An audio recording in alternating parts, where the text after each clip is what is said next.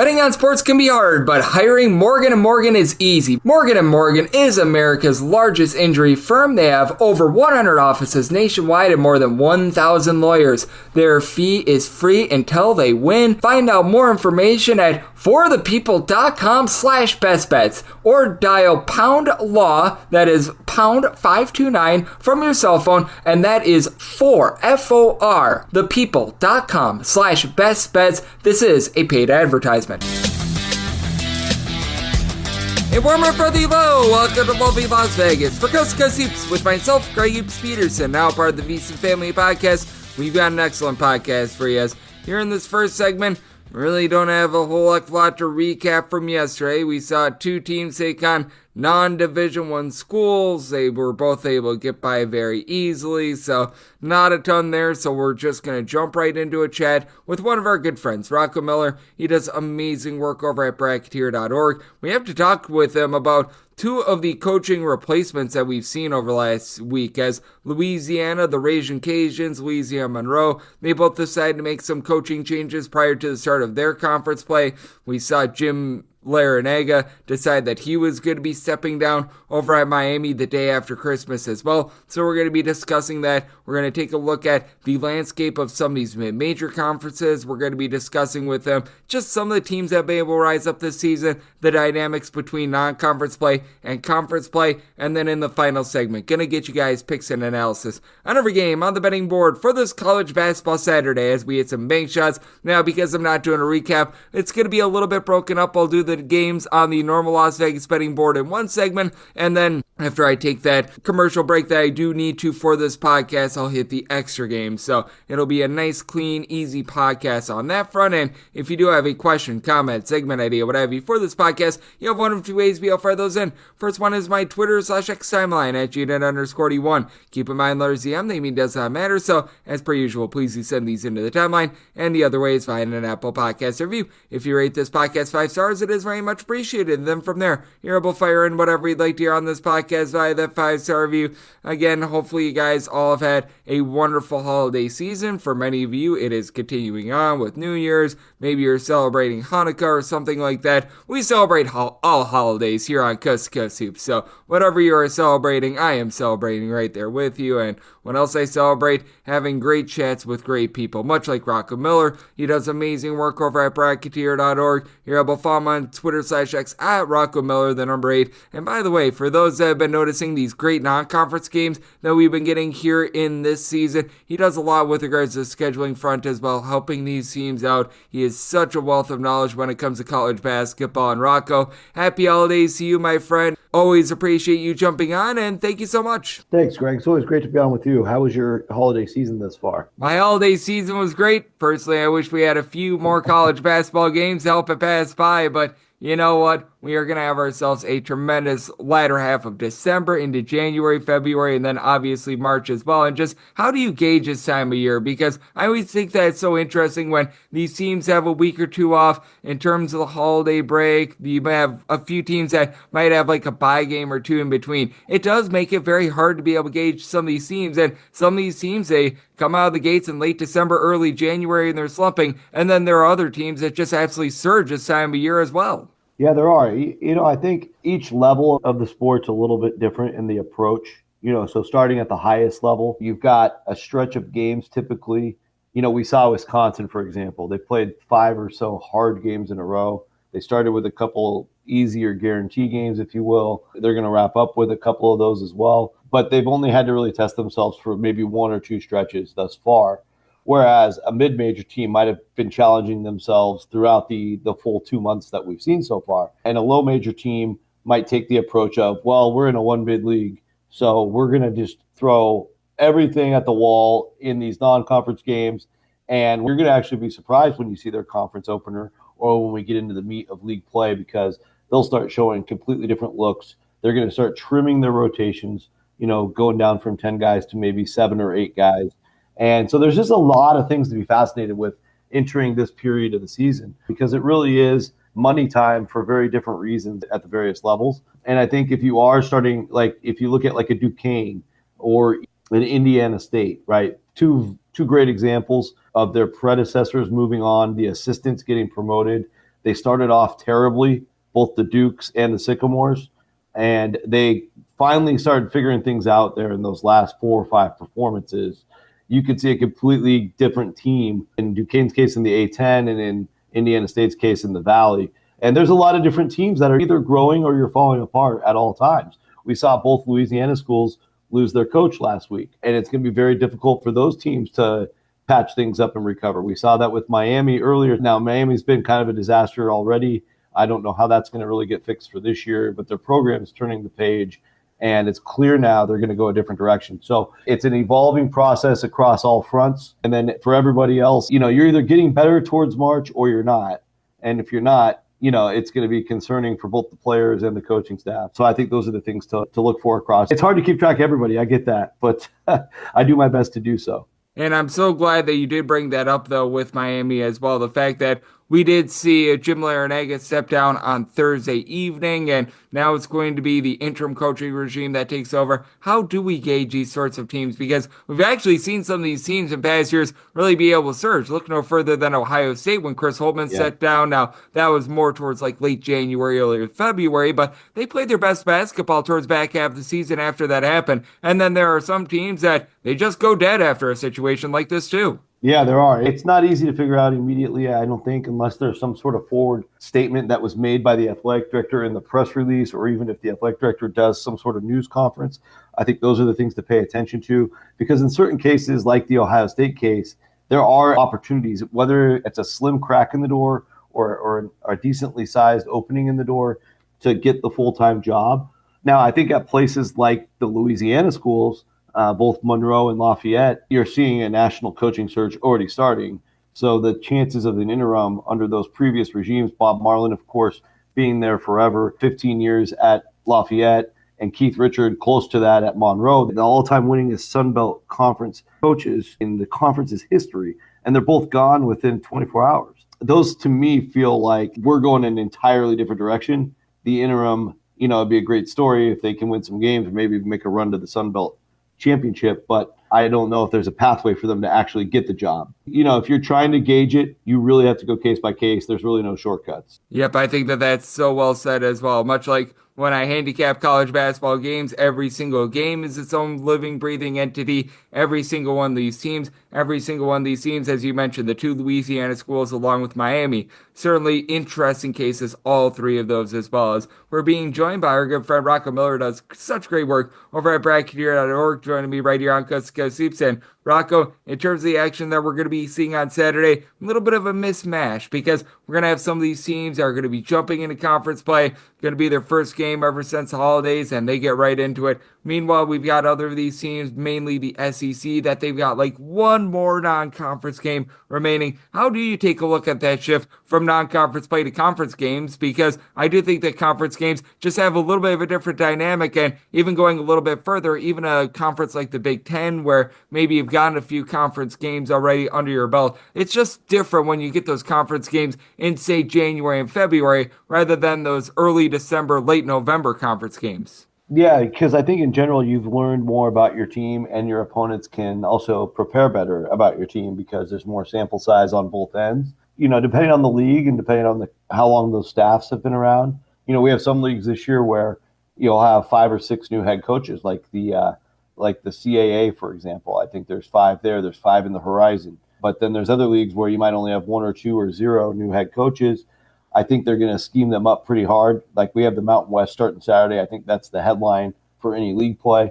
I think there's 4 very healthy, really solid Mountain West games on schedule this Saturday. And then the 5th one, not bad, between Fresno and UNLV. But you see a matchup with Utah State and San Diego State. Now that's interesting because Calhoun hasn't coached in this league yet, and he's very different in his approach. He's brought in some different defensive elements through his experience at Youngstown. So that one could be really interesting, a little bit more of a wild card. But when you have a Patino versus Medved matchup in Fort Collins, and you have, even though Sundance Wicks is new technically as a head coach to Wyoming, he's been around the Linder system, you kind of have an idea of what you're going to see there between him and Nevada. And then with Boise State taking on San Jose State, that's Alvaro Cardenas running Boise State's show as the point guard now, who's Tim Miles, 3-year point guard, and Tim Miles and Leon Rice, very good friends. There's only so much chess you can play, even if you have new players. So I think that's going to really be, it's more difficult to score baskets. It's more difficult to get into a rhythm when you're playing your, whether you want to call them brothers, sisters, cousins, the teams that know you best and can take you out of what you're good at. It's an extra layer of challenging that you don't get in the non-conference. You're going to see a lot of that in the Mountain West. And then, of course, we have the WCC starting as well. So very exciting because the best teams and the ones that can get to March are the ones who can continuously make the right adjustments or continuously anticipate what the opponent has planned against them. And you can bank on some history there with some of these guys.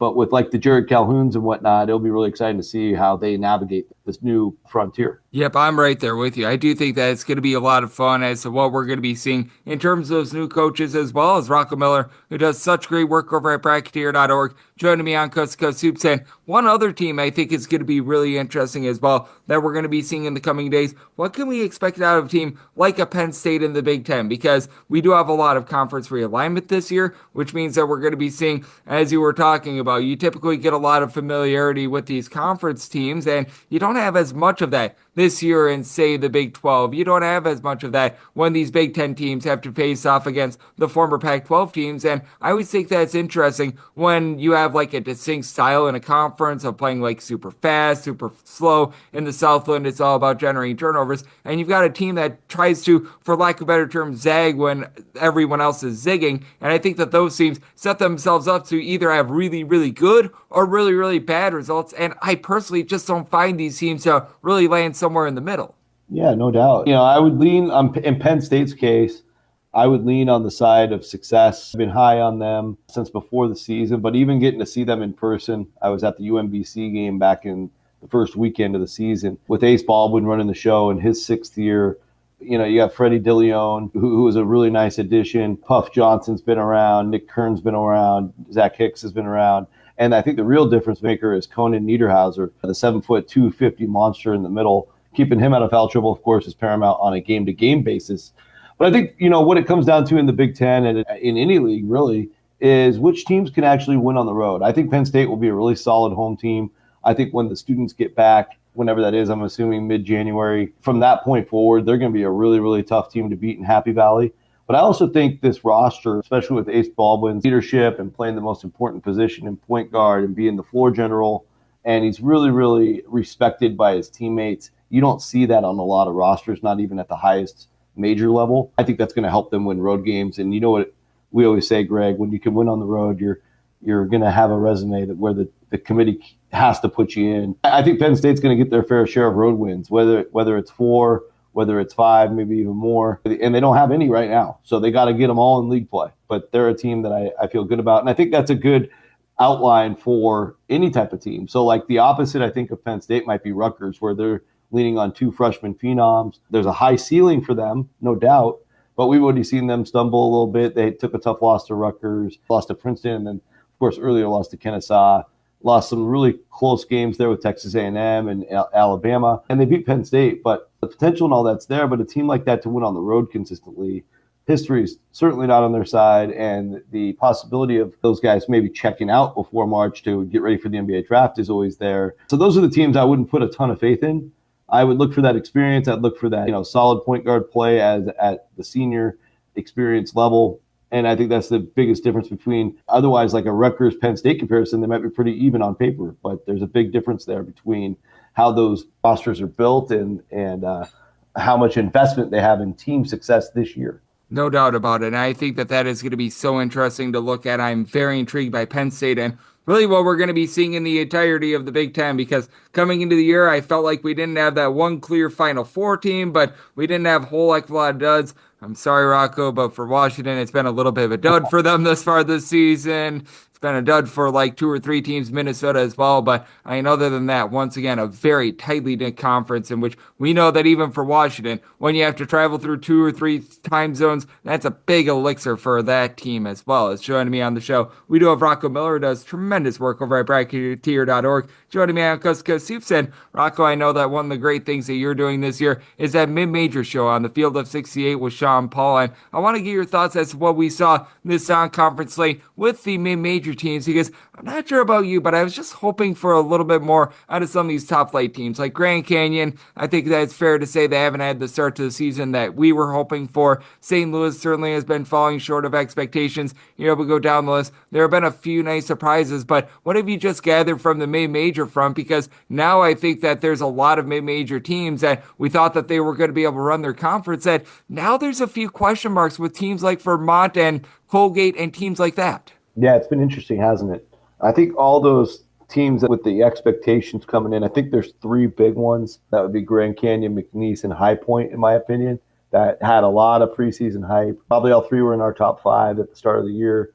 And I think for a variety of reasons, they've had a lot of inconsistent play, whether there's, Grand Canyon had a little bit of injury issues. I think with High Point, they've had an interesting conundrum in terms of their roster. It goes so deep that basically everybody's worthy of minutes, but you only have so many minutes you can spread out across 10, 11 guys.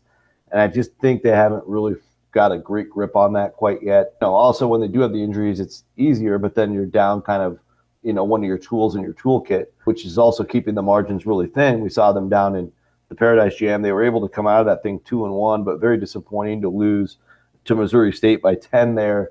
And then, of course, be real tight with Old Dominion and Hampton, two teams on paper they should be able to handle with all that talent. And they've been trying to recover since then, and I think they're starting to. In Grand Canyon's case, they've been dealing with the injuries. They're barely skating by. And the jury's out now if they're even going to be able to win the WAC. UT Arlington, the Seattle U2, even though they have a bad record at 5-8, they just got Kobe Williamson, played his first game in that upset over Washington. Matthew Alexander Moncrief is their most talented player. He was out 3 games. So I do think Seattle U is a factor in the WAC race. It is very surprising because we didn't really know the health status of some of these Grand Canyon guys. And we figured with the continuity, they'd be great in the talent, but it just hasn't clicked yet. On the other hand, that could make them more dangerous later in the year. So you got to just monitor them game by game. And then with McNeese, pretty similar to like a hybrid of the two. They did get the North Texas win. They got a couple other nice wins, but for the most part, it's been somewhat disappointing. They haven't been completely destroying opponents. So we'll see what they got as the Southland begins. I think they open with New Orleans this weekend or on Monday. They've got to run through that league if they are who we thought they were. They also didn't do enough to stay in the at-large conversation. So they're basically fighting for a 12 or a 13 seed. That's their ceiling right now. And then with Vermont and Colgate, I think, Colgate has struggled in non-conference in years past, so I think the jury's out. They might still be okay. Vermont, TJ Long being out, Shamir Bogues being out, they finally come back. They haven't looked themselves. They had terrible games in that 30-point loss to Dartmouth. But I do think if they can get to full strength and those guys actually play to their typical potential, Vermont should still be able to find a way to win the league like they somehow do every year. Until that point, until we see it with our own eyes, UMass Lowell deserves to be the pick, I think, to win the league based on what we saw in the non-conference. On the flip side of that, Greg, we have a lot of great stories. UC San Diego has been unbelievable in their first year as an eligible NCAA tournament team. I got to cover them down in Daytona Beach. They steamrolled through that tournament, won the championship over Toledo by near 30 points. They got the big piece of gold by winning at Utah State. So now they're going to be interesting from an at-large resume standpoint if they can start Big West play hot. Irvine, of course, has been a great story. And I think the two biggest stories are Drake still undefeated and Liberty winning the Paradise Jam and coming into an amazing Conference USA with just the one loss. Yeah, and you talk about Conference USA. Middle Tennessee, they didn't get the job done against Tennessee, but on Monday we saw them have the lead at the half on the road in Knoxville. Yeah. So I think that is going to be an absolutely tremendous conference. I think that we are in for a great second half of the college basketball season because these non-conference games we've got for a lot of these teams, maybe one or so remaining. But as we know on Saturday, conference play, it really gets started for many. And Rocco, you're always ready to go. You're always started. You're always gassed up, and I know you've been doing a tremendous job gauging this game of college basketball. I know that you're doing many great things this season. So love the good people at home know it's all on tap for you and how people can follow along on social media and other platforms. Yeah, appreciate it, Greg. So at Field of 68, we're doing the weekly show, the mid-major show, Sean Paul and myself. It's been a little hit and miss here at the holidays. We have a new episode dropping, should be out by Friday the 27th. So check that out. You can always go back and watch on YouTube or listen on your favorite streaming platform, much like Greg's show here. And then bracketeer.org is my website. We'll be doing some game previews this weekend for the games on the 28th and 29th, doing some really strategic previews in terms of league races and potential bubble picture games. That's going to be dropping beginning this weekend, each Friday and each Monday for midweek previews and weekend previews. So looking forward to getting that content out there, not only to have it, but also explain to the audience what it means to the big picture as resumes start to mature and we start getting into more bracketology. Those are going to become pretty important, and they have a little bit of a different twist on them than anywhere else you'll find. And then, of course, on Twitter, at Rocco Miller 8, or same thing with Blue Sky. Twitter or X, Blue Sky, you name it, it's all Rocco Miller 8. And looking forward to it. Every day is going to be a learning experience and a great opportunity to figure out where the season's taking us, Greg. Yep, it certainly is. It's going to be such an interesting sort of, shall we say, turning of the calendar on over to conference play. I know that Rocco, he is locked in. He's all ready to go for it. He's been doing a great job covering this great game since like June and July when we were wondering what was happening in the transfer portal. He's been there for it all. He's been joining me on the podcast all throughout, and always do appreciate him. That's one thing that I'm very thankful for this holiday season. So a big thanks to Rocco for joining me on Cuss Seeps, now part of the VSiN Family Podcast. And coming up next, games have returned to our lives. We've got ourselves a nice Saturday card. I'll give you guys picks and analysis on every game on the betting board for this college basketball Saturday next as we hit some bank shop.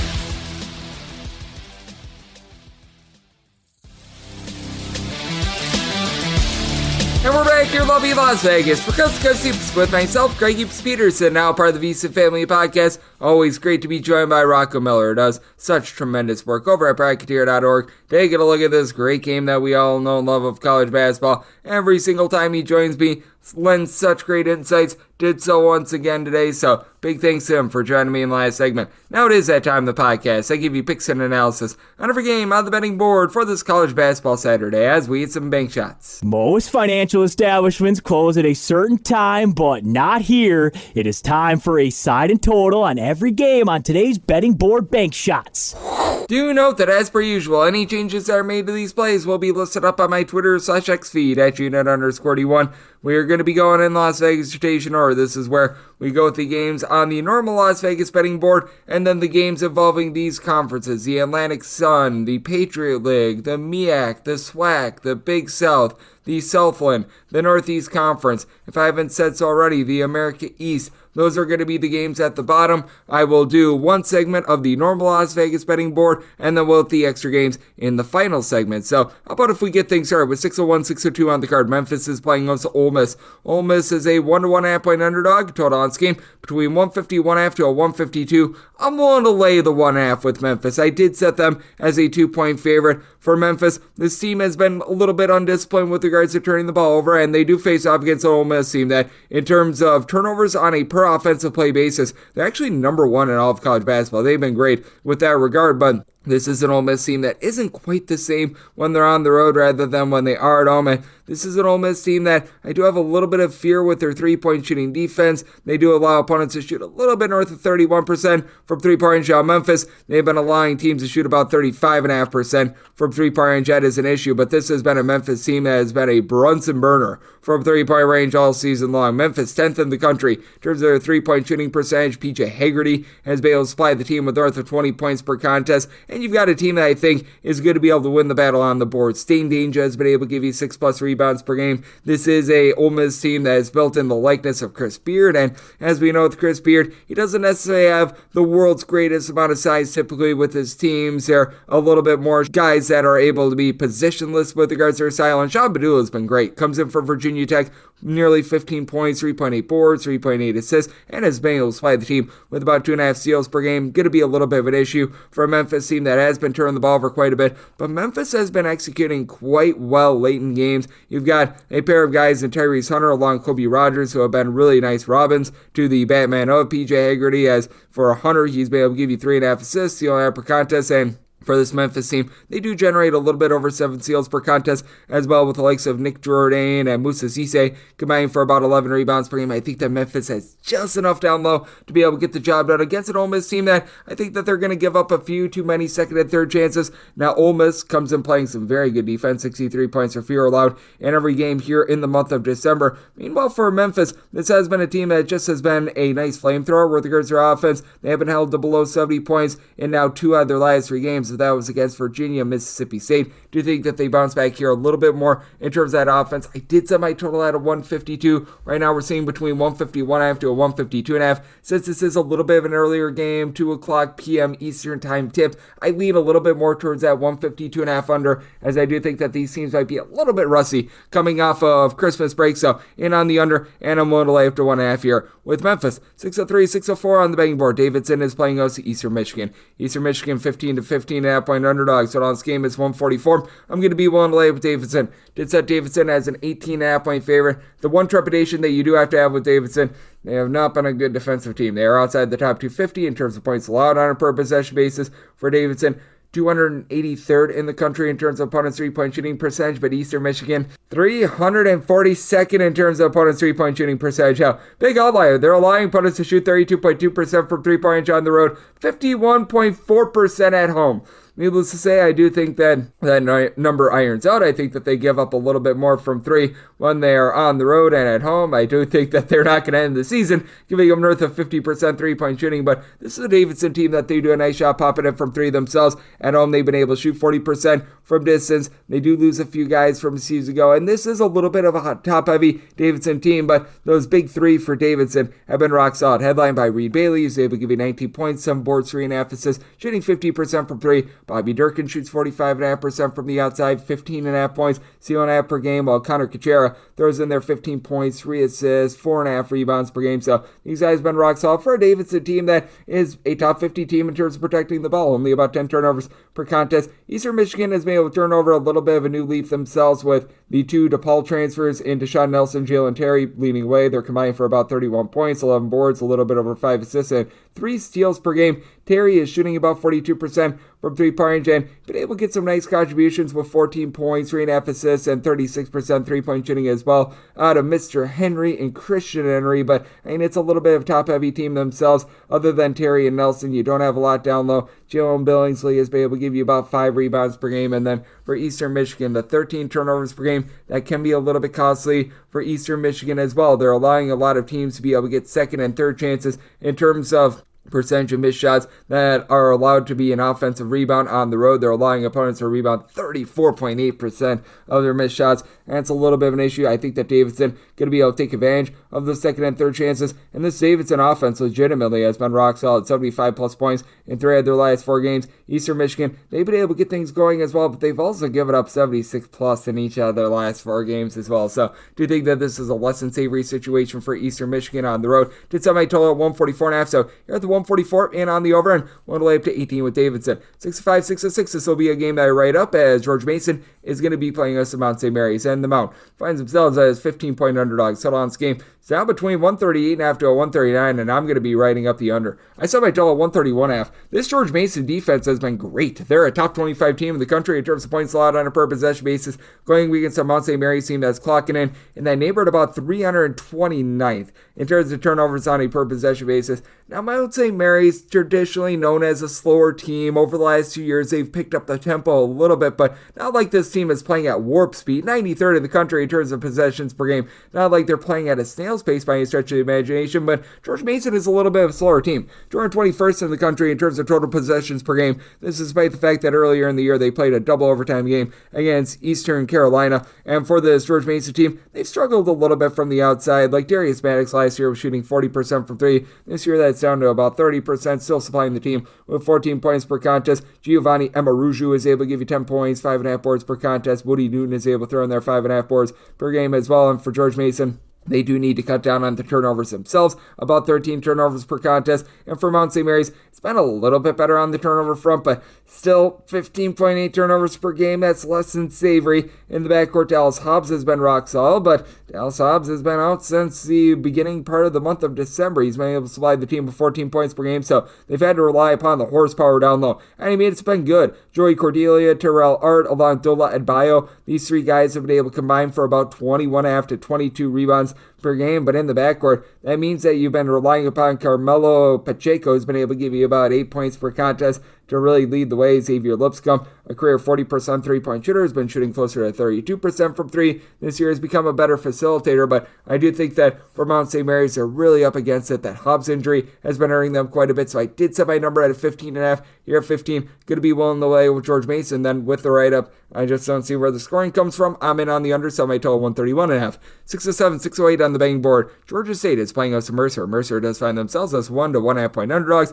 It's also game between 155 to 156, and did set my total at a 150.5. I'm going to be in on the under, as both of these teams certainly have left a little bit of something to be desired on defense, but not like these two teams have been the Mona Lisa Vitos of offense either. Right now you've got a Georgia State team as well outside the top 250 in terms of points scored on a per possession basis, and I like the job that Ryan Ritter is right now doing over at Mercer, but they're still only about 181st in the country in terms of points scored on a per possession basis, and both of these teams are looking to play up tempo. Don't get it twisted. Both of these teams inside the top 125 in terms of total possessions per game, but I think that's a little bit of a work in progress with regards to both of these offenses, as both of them just turn the ball over a little bit too much. You've got both of these teams turn the ball over north of 13 times per contest, including 4 turnovers per game from Ahmad Robinson on the side of Mercer, though he has thrown in there 15.5 points, 4 boards, 5 assists, so has been a little bit of a do-it-all sort of guy for a Mercer team that they shoot about 32% from three-point range. They've gotten some nice rise up here from NL Montas Jr. comes in from Fordham, so able to shoot about 40% from three-point range, 10.5 points per game with 9+ points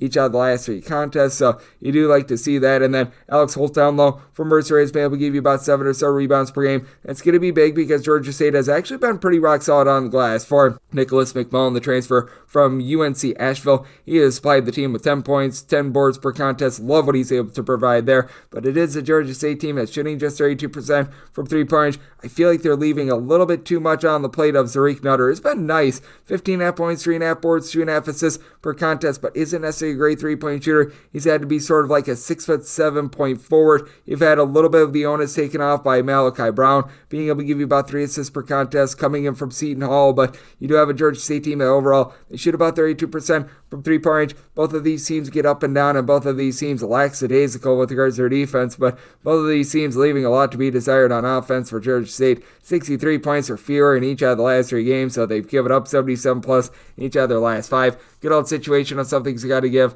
Do you think that Georgia State should be the favorite here? But I haven't necessarily loved what I've seen out of them in terms of the offense, but I do think that they find a way to get the job done on the glass. So I did set my line at 4.5. I'm going to be willing to lay the small number with Georgia State, and I'm in on the under, semi total 150.5. 6-9, 6-10 on the betting board. Another game that'll right up as Abilene Christian is on the road against Texas A&M.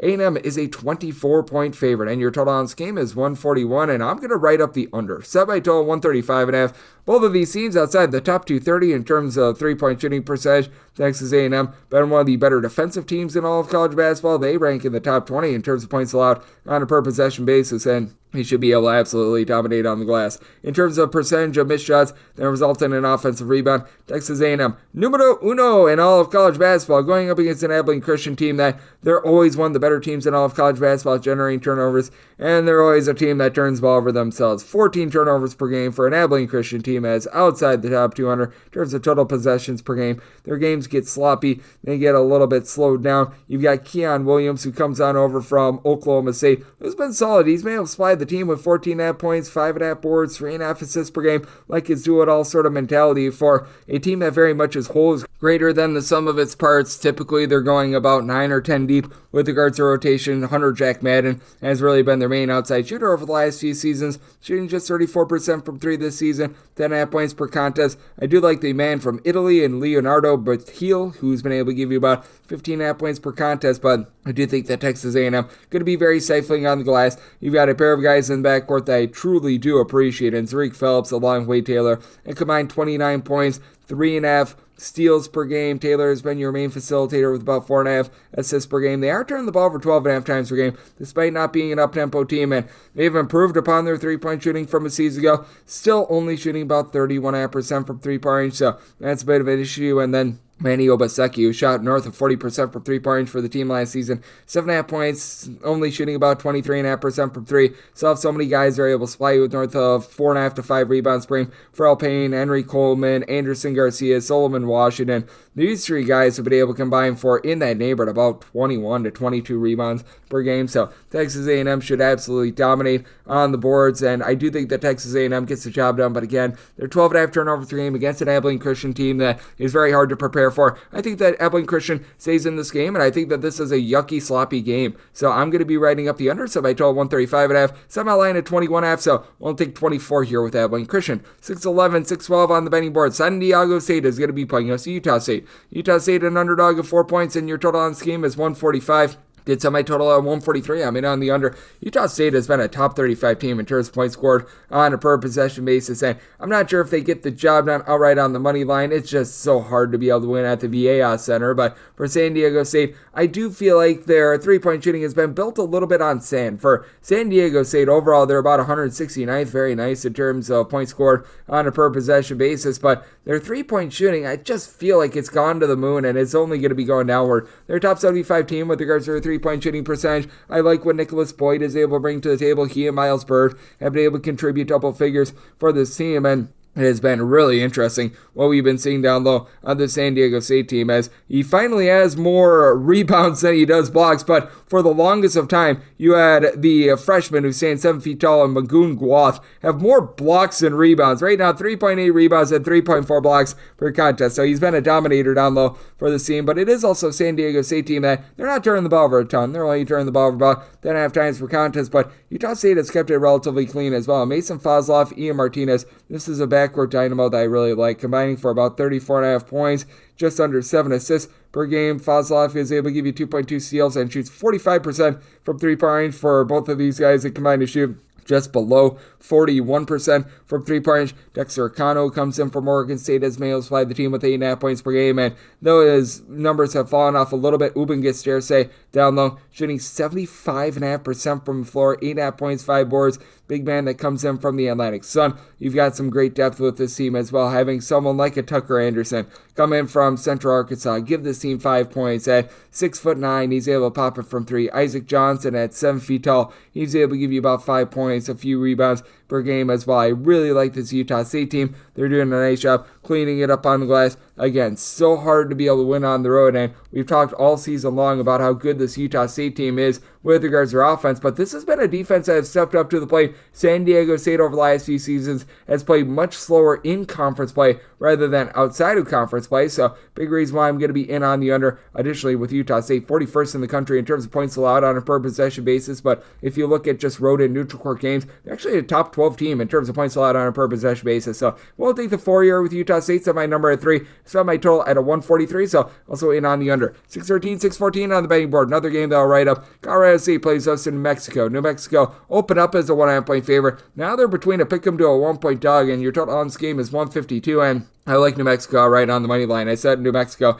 as a 5.5 point favorite. For New Mexico, they are finding themselves outside the top 100 in terms of points scored on a per possession basis, but I just feel like they've got the best player in this game, and that'd be Donovan Dent. Donovan Dent, 19.5 points, 7.3 assists per game. That's a top 10 mark in all of college basketball. Really, aside from that game against UCLA, hasn't been terrible with regards to turnovers. Recognize that he's had 3+ turnovers in 3 of the last 5 games, but overall has been able to do a pretty rock-solid job there. And for Colorado State, this is just not the same backcourt that we've seen in past years. Recognize that it's hard to head up to Fort Collins and win. It's a little bit at elevation as well, but you've got 2 guys in Jalen Lake along with Quay Clifford. These 2 guys have combined for a little bit over 31 points per contest. Clifford has been great down low, 10.5 rebounds per game. Lake is able to shoot 36% from three-point range, but what are you going to be able to get out of the rest of these guys? Bowen Bourne has been a disappointment, 6 points per contest, really not doling out the ball very well. As a matter of fact, this entire team, other than Clifford, does not have a main facilitator, so that's a bit of an issue for this team. It is a Colorado State team that's been slipping a little bit with regards to their defense as well. For this New Mexico team, they should be able to win that battle down low. Mustafa Amzil, Nelly Jr. Joseph combined for 16 rebounds per game. Junior Joseph also gives you a block and a half per contest. And how about if we say true? Drew Washington, 11.5 points, shooting 41.5% from three with a little bit over 2.2 steals per contest. Again, with Colorado State, this is a team that has already lost at home to UC Riverside, albeit a UC Riverside that I do like, but at the same time, that's not necessarily so savory for this team. It is a Colorado State team that, additionally, they're only shooting about 30.6% from three-point range overall. That's about 276 nationally. And Colorado State, a little bit out of sorts, 276 in terms of fouls committed on a per-play basis with a New Mexico team that loves to get after it. Cooper, Nolan, and guys like this. I do think that they're going to be able to find a way to get the job done on the road. I did set my total at 153.5. New Mexico, a top 30 team with regards to total possessions per game. And this is a Colorado State team. I think that they're going to be able to find some scoring opportunities against New Mexico, but I do think that New Mexico drills out some clean offense, finds a way to get the job done. So writing up New Mexico on the money line / as a 1-point underdog. Personally, I'm just going to take their money line, and I'm in on the over. 615, 616 on the betting board. Another game that I'll write up as Nevada is on the road against Wyoming. Wyoming, an underdog of 6.5 to 7 points at home. Total on this game is 137.5. The elevation in this spot is no joke, and I think that Wyoming is going to give Nevada a good run for their money. I am writing up the points here with Wyoming. Don't quite want the money line in this spot, but for Nevada, they are number 2 in all of college basketball in terms of their three-point shooting percentage at 41.6%.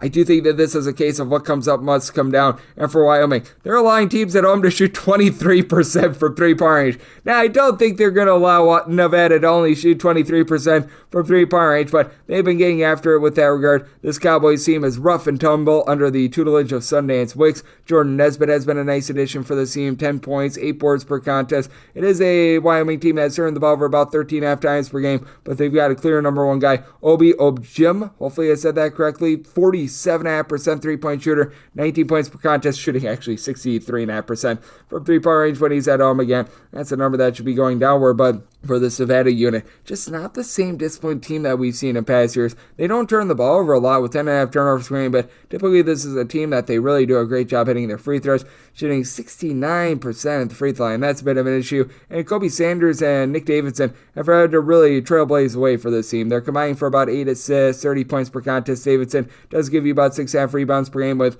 only one other player giving you north of 3.5 boards per contest. You've gotten 4.2 rebounds, 7.5 points per game out of the Texas State transfer in Brandon Love. Xavier Dussel is a nice three-point shooter that's shooting about 43% from the outside, but I got my question marks with regards to this Nevada team right now. I think that Wyoming going to be able to do a rock-solid job on the glass, even though this is a team that, again, I do think that the turnovers are going to be a little bit rough for them. It's not like Nevada has been a team that has been really taking the ball away themselves. It is a Nevada unit that is playing some good defense. To their credit, this is a bunch that has given up north of 73 points, I believe, just twice ever since their opening night game against Sam Houston State. And this is a Wyoming team that's getting after it as well. 70 points or fewer allowed in all but one of their games here in the month of December, with that lone exception coming against a South Dakota team playing super duper up tempo. So, circumstance where I'm going to be willing to take the points with Wyoming. I think that you get a bit of a lower scoring slug, so my total 134.5. So, also in on the under. 617, 618 on the betting board. Columbia is going to be playing us a Fairfield. The Stags of Fairfield are an underdog of 10 points. So, on this game, 153.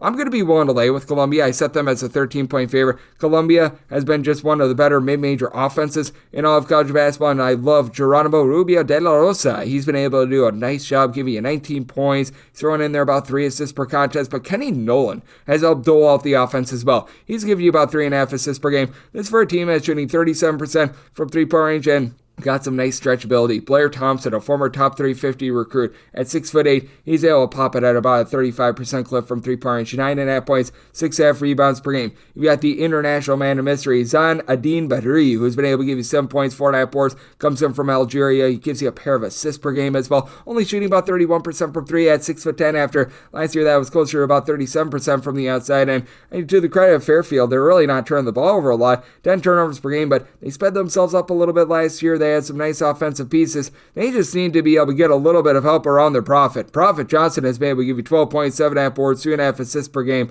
Nobody else on the roster is giving you north of 4.5 boards per contest. As a matter of fact, you've got one other player that's giving you 3+ rebounds per game. That'd be the 9 points and 4.5 rebounds per game of Peyton Smith. But you really don't have a lot from the outside. They're shooting 31% from three-point range. It's not like this has been some sort of an amazing defense either with regards to this Fairfield team in terms of opponents' points allowed on a per possession basis. They're right now checking in more in that neighborhood about 321st. So that's been very much less than savory. I do think that Columbia should be able to win the battle on the glass. I think that they've got more depth. This has been a Fairfield team that's had a rough time being able to guard from three-point range, and this is a Columbia team that just time and time again they've been able to put points up on the board. Had a little bit of a hiccup against Albany a little bit earlier this season, but other than that game against Albany, they have been able to score at least 76 points in every single one of their games as far as the season. So I do think that Columbia is putting up a big number. I did set my total at a 151 just because I'm not sure if Fairfield does their part with regards to the total. And the Columbia defense starting to come alive a little bit more as well. 63 points for fear allowed in 4 of their last 5 games. So in on the under, one to lay up to 12.5 here with Columbia. 619, 620 on the betting board. Another game though right up. Boise State is on the road against San Jose State. Old San Jose State is at 8.5 to a 9-point underdog. It's on this game between 145 to 145.5. I'm going to be willing to take the points with Old San Jose State. I set them as a 4.5 point underdog, and I think that they can hang right in there with Boise State. Boise State overall is 53rd in the country in terms of points allowed on a per possession basis, but in games played away from home, they slip outside the top 110, and this has not been a good three-point shooting team. They are well outside the top 290 in terms of three-point shooting percentage. I like Tyson Dagenhart and his overall versatility at 6'7", 6'8", supplying the team with about 17.5 points, 6 boards per contest, but he has slipped to being a 20% three-point shooter this far this season, albeit a guy that's given the team 18-plus points in each of the last 5 games, so he's been highly productive there. You still have Omar Stanley, who's able to give you about 7 or so boards per contest, and I like Alvaro Cardenas, and this is a big-time revenge spot for San Jose State because Cardenas last year was their point guard, and he has been able to help out this Boise State team that a season ago really did not have a point guard. 6.5 assists to 2.3 turnovers per game. Not an amazing three-point shooter. Last year shot 38.5% from 3, down to about 31.5% thus far this season, but has really been able to give this team some stability with that regard, but it's not a Boise State team that's necessarily going to be pressuring you too much, so San Jose State should be able to get a bunch of nice, clean possessions, and Josh Uduje has been tremendous for the team. 17.5 points last year. Shot below 30% from three-point range, up to about 32.5% thus far this season, and Day Hall is really the X factor for this team. Got off to a miserable start to the season. He's had a combined 50 points, 25 rebounds, and 7 assists in the last 2 games. This guy is cooking now, and if you could get Day Hall firing all cylinders because he was the top scorer over at Stephen F. Austin 2 seasons ago, that's going to be big for this team. Will McClendon, the UCLA transfer, is able to shoot about 36% from the outside. Robert Viola has become that rock-solid rim defender that we were hoping that he would be. A block and a half, 7.5 rebounds per game. So even though San Jose State might be a little bit outgunned, down low, this has been a Boise State team that has been pretty suspect with regards to their offense. The defense isn't quite where it's been in past years as well, albeit it seems like they're running into form. 65 points for fear, a lot in 4 of their last 5 games, but San Jose State, always a team that's well outside the top 225 in terms of total possessions per game. I do think that San Jose State steps up to the plate here. I do think that this is going to be a little bit more of a lower scoring slog than a lot of people are expecting as well. Did set my total 140.5 in on the under, and I'm going to be writing up the points with San Jose State. 621, 622 on the betting board. St. John's plays us to Delaware. Delaware 24.5 to 25.5 point underdog. So on this game between 158.5 to 159. So St. John's is a 22.5 point favorite. I think that we've gone a scotch too far here. I'm going to be willing to take those points with Delaware. They had their turnover issues towards the beginning part of the season, but it does feel like the offense has been able to operate a little bit more efficiently, as right now you've got John Camden, the transfer from Virginia Tech, supplying the team with 15 points, 5 boards, shooting 37% from 3. Now an issue that you've got is that he's right now leading the way in rebounds, so that means that Zuby Ejiofor should be able to take over this game down low. Ejiofor had a few silent games towards the beginning part of the season, but has really been able to round into form, 10-plus boards in 3 of the last 4 games. He's also been able to supply the team with 8 blocks in the last 4 games, as well, 14.5 points, 8 boards, 2.5 blocks per game. Not really going to be well-rounded and shoot it from 3-point range or anything like that, but when you've got Kadari Richmond along with Davion Smith combining for north of 9 assists per game, that helps you out with R.J. Lewis off the ball, being able to supply this team with 17 points per contest. St. John's team that hasn't necessarily shot it amazing from 3-point range. I'm not saying that they've been bad from 3-point range, but they're in that neighborhood about 34% 3-point shooting, so you could use someone like a Simeon Wilcher stepping up to the plate for this team a little bit. And for Delaware, I do like the way that they've been able to operate their offense with Kevon Riley getting about 13 points per game. He's shooting about 39.5% per 3, and all in all, it's a Delaware team that's shooting 37% from the outside. Again, those turnovers were a little bit costly for the team towards the beginning part of the season, but does feel like they've been able to round in form a little bit more. But they do have to go up against the St. John's team that they themselves have been very efficient with regards to their defense at home, a top 30 team in all of college basketball. In terms of points allowed on a per possession basis, Delaware, they're more around about the 200th range. So interesting set of circumstances here. I did set my total 156.5. Delaware has really sped up their tempo. They're a team that's in the top 60 in terms of total possessions per game, but do think that St. John's holds up down low. Do think that with St. John's, their lack of three-point shooting might be a little bit costly to the spread as well. So won't take the points with Delaware. I did set them as a 22.5 point dog, and in on the under semi-total, more on a 156.5.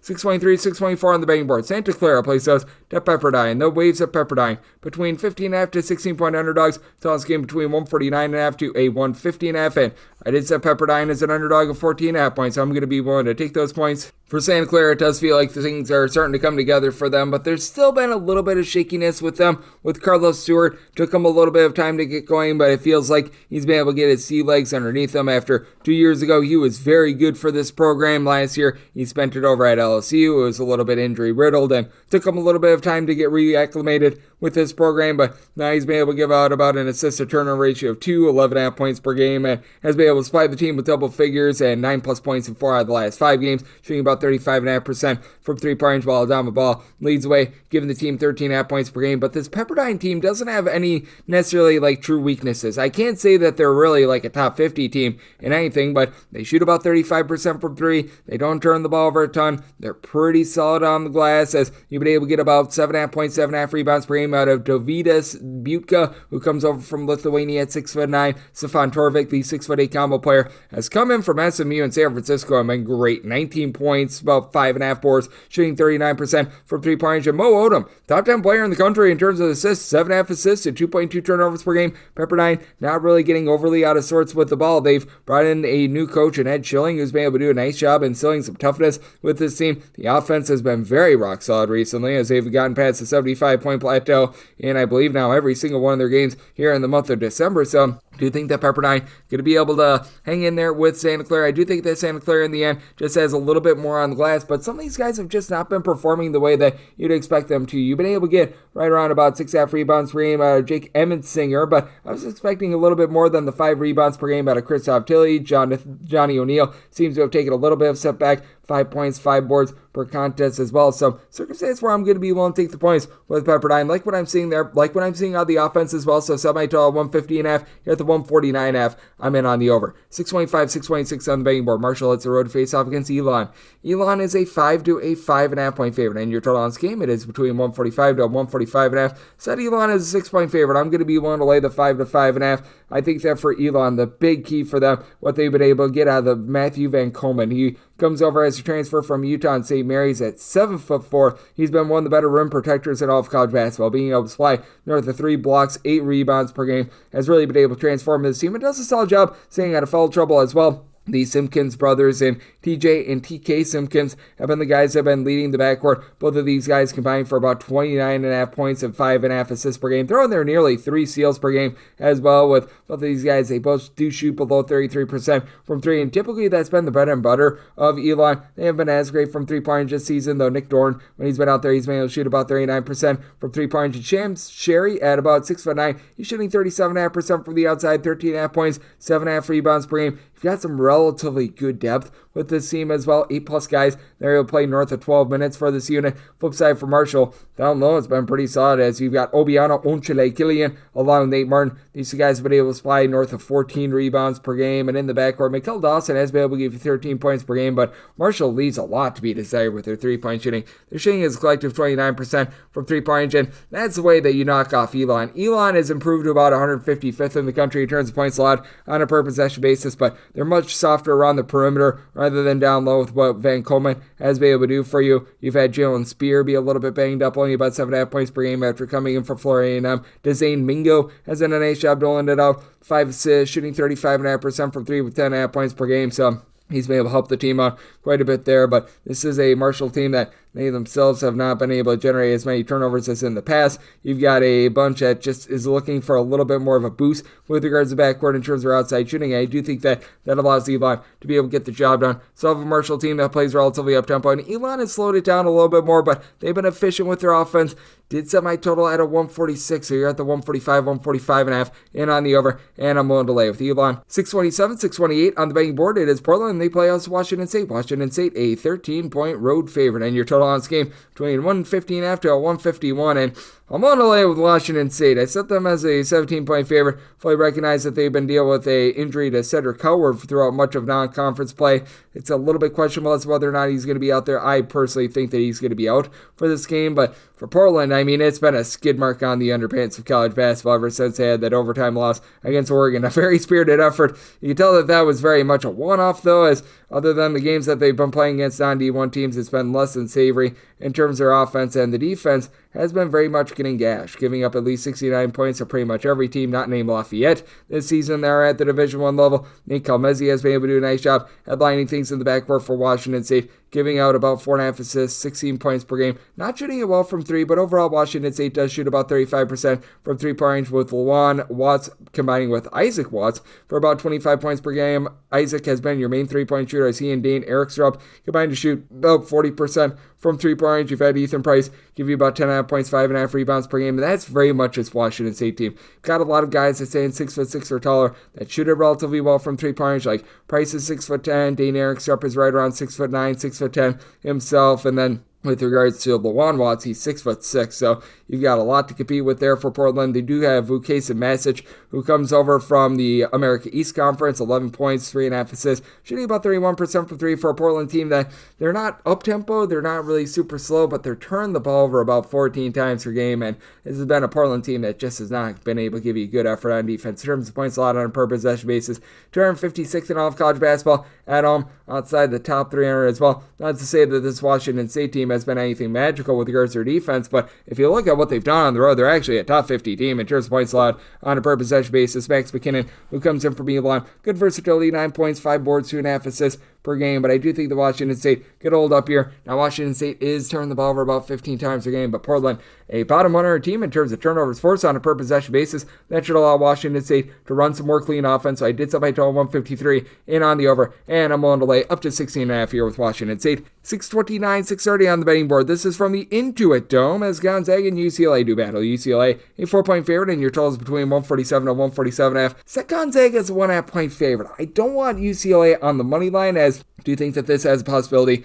of being a nip and tuck game, but I'm going to be willing to take the points. By the way, the Intuit Dome, that is in Inglewood, California. That's the new home of the Clippers, but with this UCLA team, they've been a top 5 team in the country in terms of turnovers forced on a per possession basis and points allowed on a per possession basis. And Gonzaga, all of a sudden, a top 50 team in terms of points allowed on a per possession basis. Gonzaga's defense has looked much better this year. Now, you just don't know what you're going to get out of Graham Ike. This guy is either going to give you a double-double or he's going to give you a double-nothing. Like in his last 3 games, he has put up 25 points and 10 rebounds, 20 points and 6 rebounds, and 3 points, 0 rebounds, and 4 fouls against UConn. So, I mean, man, it has been hit or miss for him, but you know what you're going to be able to get out of Ryan Nembhard in the backcourt. 10 assists, about 2.2 turnovers per game, shooting 40% from three-point range. Noah Nickman has been able to shoot about 45% from three-point range. And Dusty Stromer hasn't scored a ton, but when he's shot it, he shot 45% from three-point range. Gonzaga keeps the ball relatively clean. One of the top 25 teams in terms of fewest turnovers on a per possession basis, but this UCLA team, so good at being able to generate turnovers. Tyler Bilodeau has been your main man, shooting 43% from 3, 15 points per game. For a UCLA team that all of a sudden is shooting 36% from 3, do you think that might take a little bit of drop-off as the season goes along? But Kobe Johnson has been a nice addition. Talk about a guy that does it all. Comes in from USC, 7 points, 5.5 boards, 3.5 assists, 2.3 steals per contest. He has been rock solid there. Sebastian Mack is able to give you 10 points, and I know that he and Dylan Andrews have sort of been rotating in that starting role with Dylan Andrews. He's missed a few games due to injury, but should be good to go in this one. Overall shooting 38% from 3 with 9 points per contest. So like what I'm seeing there. And Lazar Stefanovic taking a big step back. I expect he and Sky Clark, who are both giving you about 6 points per game apiece, to be able to step up a little bit more as the season goes along. I like the depth of UCLA. The UCLA defense has been able to hold up all season long. For Gonzaga, this team has gotten past the 85-point plateau in 4 of their last 5 games. So situational something's got to give. I do think that with just a strange circumstance with this game being at the Intuit Dome, I do think that things get slowed down. Semi-total 145.5. I'm in on the under, and I'm willing to take those points with UCLA. 631, 632 on the betting board. Another game that I'll write up as Pacific. It's a road they're facing off against St. Mary's. St. Mary's, a 22-point favorite, and your total on this game is 138 to 138.5. I set this line at 16.5. I wrote up the points with Pacific. For St. Mary's, this is not the same team on defense as we've seen in past years. Outside the top 160 in terms of points allowed on a per possession basis at home, and they are going to have the best player in this game, Augustus Marasolinas, 14.5 points, 6 assists, but he's seen a little bit of a dip in his three-point shooting. You can tell that this team is really missing Ada Mahaney, the team is still fine with regards to offensive efficiency, but it's not great. You've been able to get a lot down low with 13.5 points, 8.5 boards out of Paulias Mercer, who's been able to shoot about 33% from 3 at 6'8", so good versatility there. This team is still one of the better defensive rebound rate teams in all of college basketball. Luke Barrett, Mitchell Saxton have been able to combine for about 14.5 rebounds per game, but even though I do think the Pacific loses that battle on the boards, you do have each of your top 3 players giving you at least 5 rebounds per game, with Elias Ralph, who comes over from the country of Canada, 17 points, 8 boards, he's been rock solid, and then Lamar Washington, 6.6 assists per game. That's in the top 15 in all of college basketball, albeit he's not shooting it well from 3-point range. This is a Pacific team that turns the ball over a little bit north of 12 times per game. And St. Mary's, they're solid at generating turnovers. They're not amazing at generating turnovers. For Pacific, it's been less than savory for them on offense. 66 points or fewer in 3 of their last 5 games, 72 points or fewer in 4 of their last 5, but for St. Mary's, we've seen just a little bit of a drop-off with regards to that defense as well. They've been playing nip-and-tuck games against the likes of Merrimack. They lose at home to Utah State, which I don't think that there's any shame in that loss, but I do think that for St. Mary's, perhaps over Christmas break, they were able to buckle down with regards to their defense. I do think that things are going to be slowed down. It is a Pacific team that they don't really force a lot of ball pressure, but St. Mary's still, in terms of possessions per regulation, because they played a lot of overtime games, still outside the top 3. So I do think that this game gets slowed down. Semi-total 130.5 in on the under, but with Pacific, I'm going to be willing to take those points. I wrote it up as well. 633, 634 on the betting board. San Francisco plays host to Loyola Marymount, and the San Francisco treat finds themselves as 10.5 to 11-point favorites. It's on this game between 140.5 to 141. Wrote this game up as well. I said San Francisco as a 12.5-point favorite. I wrote up San Francisco laying it. I'm willing to go up to 12 with them. For San Francisco, this defense has been tremendous. A top 20 team in the country in terms of points allowed on a per possession basis, and they have not found that one true rebounder to replace Jonathan Mogbo, but their top 4 scorers, all but one of them, have been able to haul in there at least 4.2 rebounds per game. A very well-rounded team that I think is going to improve with their three-point shooting as the season goes along. And for Malik Thomas, that has happened in the last few games, as going into that game against St. Louis, he was only shooting about 30% from 3. That really got him going, as he shot at least 50% from 3 in 4 of the last 5 games, at least 40% in every one of them, and he supplied the team with 14-plus points in 4 of the last 5 games. So I really like the way that he's coming into his own. Marcus Williams is right now shooting 46.5% from 3-point. She and Thomas combined for about 3.5 steals per game. Williams is giving you 4 assists, 13.5 points, 4 boards per contest. Carlton Lindgard has good versatility for a 7-footer, as he's able to pop it from 3, 7 points, a block, 4 boards per contest. I just don't think that Loyola Marymount going to be able to hold up there. Now, Loyola Marymount has good versatility with Javon Porter. That is of relation to Michael Porter in the NBA. 13 points, 8 boards, 2.5 assists. Just about 32% from 3 at 6'10" or so. And then Alex Merkfeldez has been able to give you about 7 boards per contest as well, but inside those 2 guys, you really don't have a lot in the post. And MJ Amy, who comes on over from San Jose State, expected a lot more out of him. At San Jose State last year, 15.5 points, 5 boards, 3 assists, shot 36% from 3, 7.5 points on 23.5% three-point shooting this far this season. Not great. Will Johnson, Caleb Stone-Carroll both give you between about 13.5 to 14 points per contest. And for the Mount, they shoot about 35% from 3-point range. They haven't been too bad there. For Loyola Marymount, does feel like they're still hitting a little bit of a, shall we say, new gear, as they have given up 70 points or fewer in 4 of their last 5 games. So their defense has been able to rise to the occasion as well. But the San Francisco team, I don't believe that they've given up north of 70 points ever since that first 2 games of the season against Boise State along with Cal Poly. They've really been able to do a nice job holding up there. I do think that they're going to turn this game a little bit more yucky, a little bit more grimy. I said I told 136.5. I'm in on the under. I do think that San Francisco finds a way to get to Loyola Marymount and gets the job done on the spread. I set them as 12.5 point favorite, so willing to lay it, and I'm going to be in on the under. 635, 636 on the betting board. UNLV plays also Fresno State. Fresno State open up as 15.5 point underdogs. They're now 16.5 point underdogs. So this game between 145 to 145.5. Say UNLV has just 11.5 point favorites. I'm going to be willing to take the points with Fresno State. Now for Fresno State, this has been rough to say the least. They are well outside the top 250 in terms of points scored on a per possession basis. Not like this defense has been incredible, 176th in the country in terms of points allowed on a per possession basis. But you tell me what UNLV is doing well. They're about 178th in the country in terms of points allowed on a per possession basis. They've got a guy in Dedrin Thomas who's going to be by far the best player out there on the floor. For Thomas, he's supplying the team with 15 plus points per contest, shooting it relatively well from 3, leading the way with regards to assists, but he needs some help from his friends, as I thought that you were going to get a little bit more out of Jalen Hill 2 years ago. He was a starter over at Oklahoma, and it's not like he's been awful, but 7 points, 4 boards, a steal and a half per contest. You just expected a little bit more out of him. Jeremiah Cherry has been the lone guy on the roster, giving north of 4.2 rebounds per game. He's thrown in there about 6 boards, 10.5 points. He is also giving you darn near 2 blocks per contest, but Jaden Henley has been in and out of the fold. They should be having him back for this one. He returned in the last few games prior to Christmas. He's been supplying the team with 10 points per game, but also shooting about 23% from 3-point. UNLV really doesn't turn the ball over a whole heck of a lot, so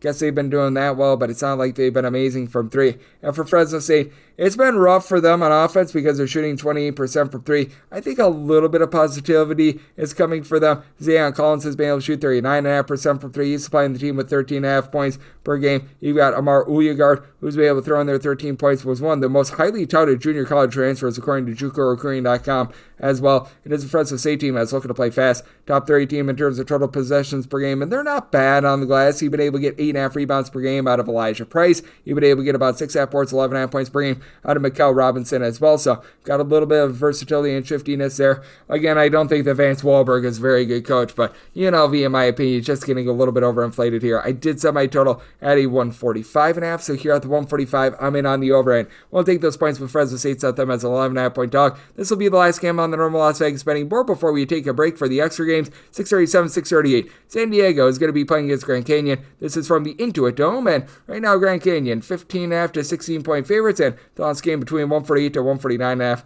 Could only set Grand Canyon as a 14.5 point favorite. I'm going to be willing to take the points with San Diego. San Diego has been a rough team to say the least. They are well outside the top 225 in terms of both points scored and points allowed on a per possession basis. But Steven Jamerson has been relatively solid. He and Santiago Triot have been able to combine for about 15.5 to 16 rebounds per game. So like what I'm seeing there. And then you've got a nice go-to scorer in KJ Bradley, who's been able to give this backcourt 15.5 points, nearly 4 assists per game, 2 steals. Now it's a San Diego team that can't shoot from 3-point range and save their lives. Right now, these guys are shooting a combined 27% from 3-point range, and right now, Devin Dolke is shooting 34.5% from 3, and it's sort of been in and out of the starting lineup. He's the only guy on the roster that's shooting above 33% from 3-point range, so that's been less than tremendous to say the least. But Grand Canyon, man, you want to talk about a team that I expected more from. Tyon Grant Foster has been awful. He was last year averaging 20 points per game. He's down to about 12.5 points, shooting 14% from 3.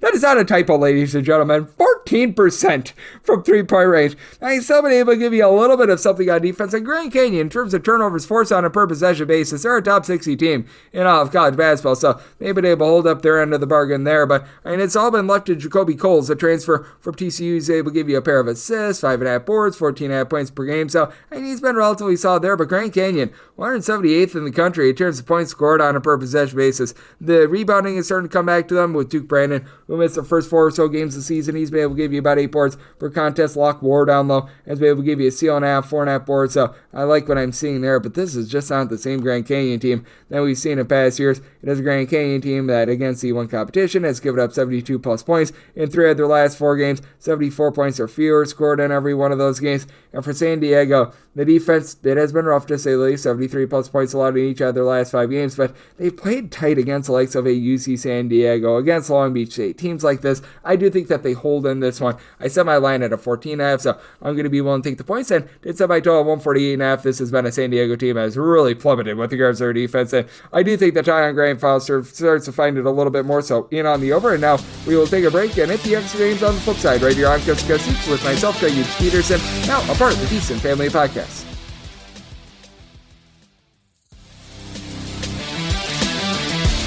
And we're back here in lovely Las Vegas for Coast to Coast Hoops with myself, Greg Hughes Peterson, now part of the Decent Family Podcast. Broke up the regular games and the extra games since I had no recap from yesterday. We had no Division I versus Division I games. We only had 2 games in total, so that's why we had a little bit of a breakup with regards to these game breakdowns. But how about if we dive into it? We've got the extra games board. We've got 13 games on the extra games board, so let's dive in and try to find you guys some winners as we go into the bonus. The normal betting board picks are complete, but there are some extra games today, so we go into the bonus. 306-501, 306-502. Eastern Kentucky is on the road against Louisville. Louisville a 19 to a 19.5 point favorite. Total on this game is 155.5. Wrote this up at 19. Certainly like it at 19.5. I'm going to be willing to take the points with Eastern Kentucky. And with Eastern Kentucky, this team has been pretty rock solid. A top 75 team in terms of turnovers forced on a per possession basis. Louisville outside the top 140 in terms of their turnovers per possession. And for Kashawn Pryor being out for this Louisville team, it means that they just don't have a whole heck of a lot down low. It's an Eastern Kentucky team that has Devontae Blanton, who's been able to give you 5+ boards, 14+ points per game. He's got some very good versatility. Now, I will say this, it is a Eastern Kentucky team that is outside the top 250, turns points allowed on a per possession basis, but Louisville at home is shooting less than 30% from three-point range. I think that's going to be going northward, but at some point, you sort of are what you are. Chucky Hepburn has been a nice facilitator, 5 assists, 3 steals, 15 points per contest, and Louisville's been able to come up with a few turnovers this season, but Noah Waterman has only been able to shoot about 27.5% from 3. Could use them to give you a little bit more than 4.5 rebounds per game, as right now they've been leaving it all to Javon Hadley, who's been able to give you about 10 points, 8 rebounds per game. And then on the flip side for Eastern Kentucky, you've been able to get some nice versatility out there in the backcourt as well, with someone like a George Kimball, who's able to give you 15 points, 3.5 assists. He's chipping in there nearly 3 steals per contest as well. And then Ty Buttery, he has been buttery smooth, being able to shoot about 43.5% from three-point range, throwing their Major Wool, giving you about 5.5 rebounds per game. Do you think that Eastern Kentucky going to be able to hold in this game against a Louisville team that, with that injury now to Kashawn Pryor, it does have me a little bit more bearish on them. I did set my total at a 155, so you're at the 155.5 in on the under, and I wrote up the points here with Eastern Kentucky. 306-503, 306-504. Georgia Tech is playing against Alabama A&M. A&M is a 21.5 to a 22.5 point underdog. Totals between 152 to a 152.5, and I did set Alabama A&M as an underdog of 22 points. Personally, I would rather take a 22.5 rather than lay a 21.5, because with Georgia Tech, just don't know if they should be able to lay north of 20 points against too many teams in all of college basketball. Alabama A&M very much out of sorts outside the top 300 in terms of fouls committed on a per possession basis. AC Bryant has been able to give you 13 points, stealing at per contest, but it is an Alabama A&M team that their numbers are very much warped if you look at the raw numbers, because they played against a bunch of non-D1 teams where they scored 100+ points against them. They've really struggled against the actual D1 teams, but I do like the 7.5 points that you're getting out of Lorenzo Dewani. He's been able to do a solid job throwing their double figures in each of the last 2 games, has a little bit of versatility in that he's able to give you about 3 boards, nearly a steal per contest as well, and then Chad Moody down low has been able to give you about 5 rebounds per game, and for Georgia Tech, just feels like a band of misfit toys right now. In the backcourt, Nathan George has been able to give you darn near 6 assists per game. He shoots about 32% from 3. He's been rock solid there, but Javion McCollum has been in and out of the lineup, and when he's been in it, it's not like he's been necessarily an elevator for the team. Like, the raw numbers are fine, 10 points, 3 assists, shoots 40% from three-point range, but just feels like things are a little bit less fluid when he's out there as well. Lance Seary's been able to give you 15 points, shooting 39% from 3, and Bay and Ndongo should win the battle down low. He's giving you a block, 7 boards, 13.5 points per game, and has a little bit of versatility, but again, just something feels off about this Georgia team. Well outside the top 150 in terms of points allowed on a per possession basis, and this offense has been very stagnant recently. 65 points or fewer in 4 out of the last 5 games, so interesting circumstance here. Did set my total 154. Alabama A&M is gunning it, and they have given up 82+ points at each other last 5 games, and one of those games was against like IU Indy, so yeah, they're giving it up, so I'm in on the over, but we'll take the 22.5 plus here with Alabama A&M. 306.505, 306.506. This is another game I wrote up. Coppin St is playing on the road against Georgetown. Georgetown, a 28.5 point favorite, and your total on this game is 136 to 136.5. I set my total at a 126. I wrote up the under in this spot with Coppin St. My goodness gracious, this is a team that's just not splashing it in there at all with regards to their offense. They are 362nd in all of college basketball in terms of points scored on a per possession basis, and Georgetown's actually been good with their defense, a top 25 team in terms of points allowed on a per possession basis. For Coppin St, Darius Ward, their top scorer, continues to be out of the fold for the team, so Toby and Zudi, who's been able to give you 9 points per game, that's their main man. Meanwhile, for Georgetown, the one weakness that you're finding with this team, they're not really shooting well from 3 points. You're shooting 31% from the outside. Jaden Epps has been able to give you 16 points, 2.5 assists. He shoots 39% from 3 points. You have Micah Peavy, who's been Mr. Do It All. He and Malik Mack have both been able to give you about 4.3 assists per game. They're both throwing in their 4.5 boards per contest, and they combine for 26 points per game, but Peavy is shooting about 35% from 3-point range, and you could use a little bit more in terms of, shall we say, more of the ancillary pieces, but Thomas Sorber, the freshman, give you 8 rebounds per game. That's been rock solid for Georgetown. That's a big reason why I did set them as a 32-point favorite.